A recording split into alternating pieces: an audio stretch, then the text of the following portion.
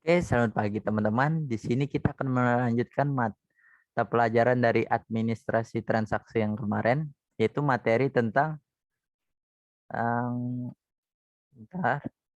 Nah, kan kalian sebelumnya kan kalian sudah mempelajari mengenai pengklasifikasian bukti transaksi yang digunakan oleh perusahaan dalam kegiatan operasionalnya. Nah, di materi kali ini kalian akan mempelajari beberapa bukti transaksi yang digunakan oleh perusahaan.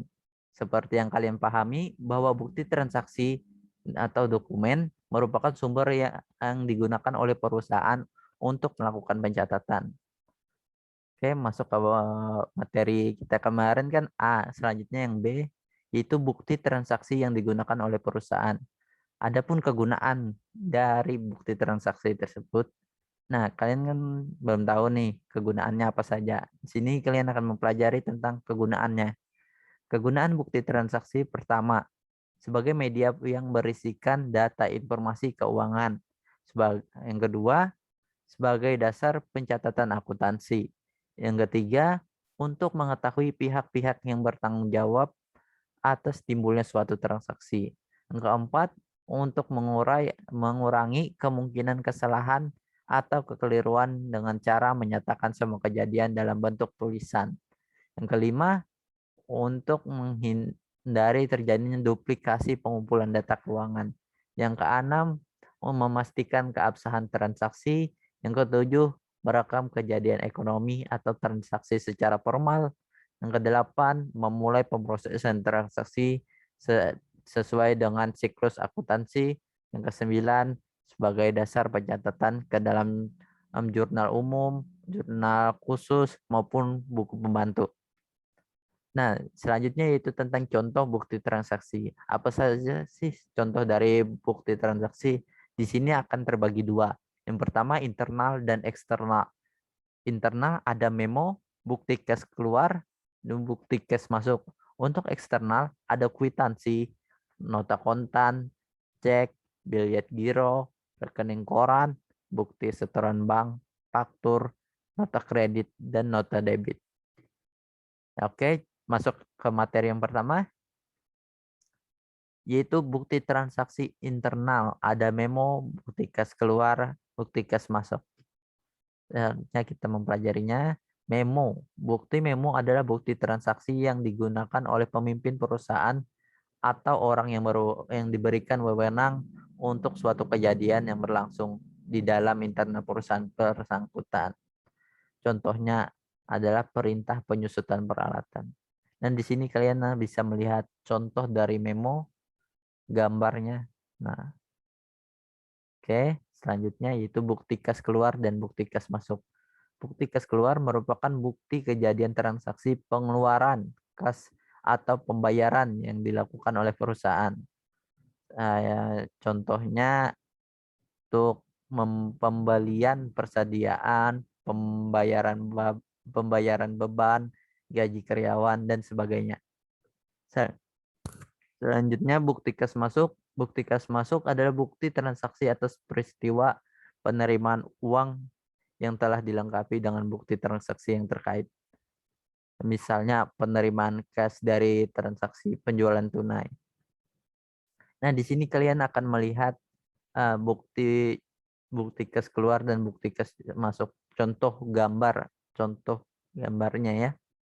Nah, sini ada usaha dagang Kinara. Nah, ini selanjutnya bukti kas masuknya ini ada ini. Oke, masuk ke materi kedua. Contoh bukti transaksi eksternal. Yang pertama ada kwitansi, nota kontan. Yang kedua ada nota kontan. Yang ketiga ada cek.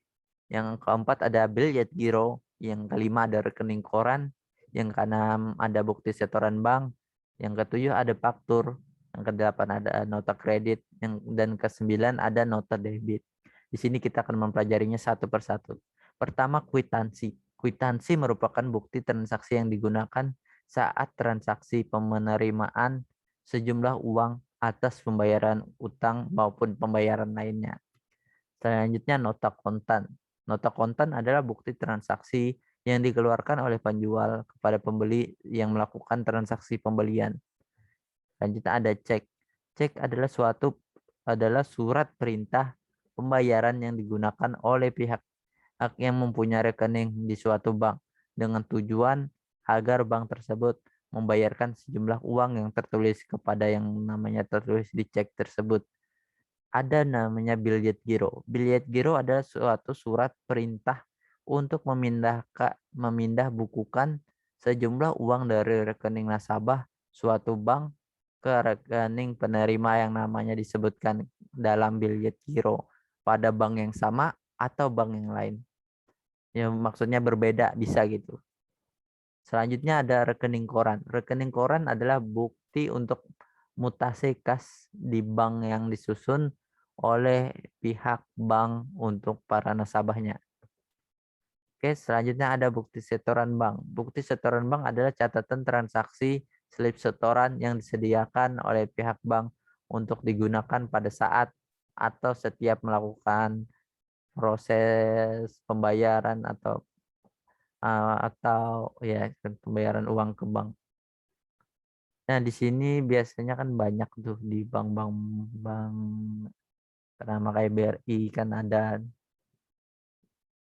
Nah, selanjutnya ada faktur. Faktur invoice adalah bukti transaksi yang digunakan untuk mencatat transaksi pembelian atau penjualan yang dilakukan secara kredit. Adapun nota kredit. Nota kredit ada bukti transaksi yang dibuat oleh penjual atas terjadinya pengembalian barang yang diterima dari pembeli. Selanjutnya nota debit. Nota debit adalah bukti transaksi yang digunakan sebagai bukti perusahaan. Perusahaan yang telah mendebitkan akun pelanggannya.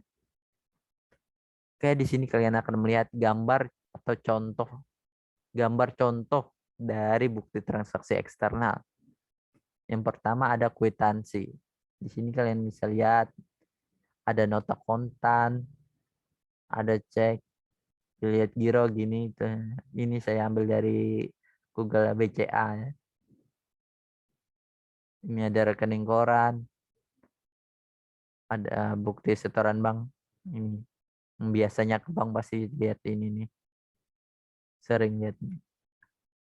Ada faktur, ada nota kredit, ada nota debit. Nah, untuk lebih jelasnya kalian bisa lihat di folder lainnya yang saya berikan satu rar aja ini. Satu file aja yang sama yang kalian download. Ada aja contohnya. Oke. Nah, ini adalah kata-kata quotes dari Ibu Sri Mulyani, seorang Menteri Keuangan. Semua kekecewaan harus dialirkan menjadi energi positif untuk bekerja dengan lebih baik dan lebih keras lagi, sehingga berbagai prestasi yang lebih baik dan lebih tinggi bisa diraih.